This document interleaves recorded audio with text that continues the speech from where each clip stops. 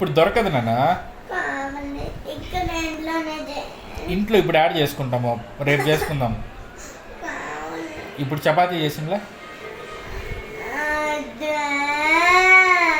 ఓ egg dosa, egg dosa వేస్తుందిలే. ఇప్పుడు egg dosa తిన్నో, రేపు మధ్యాహ్నం బిర్యానీ.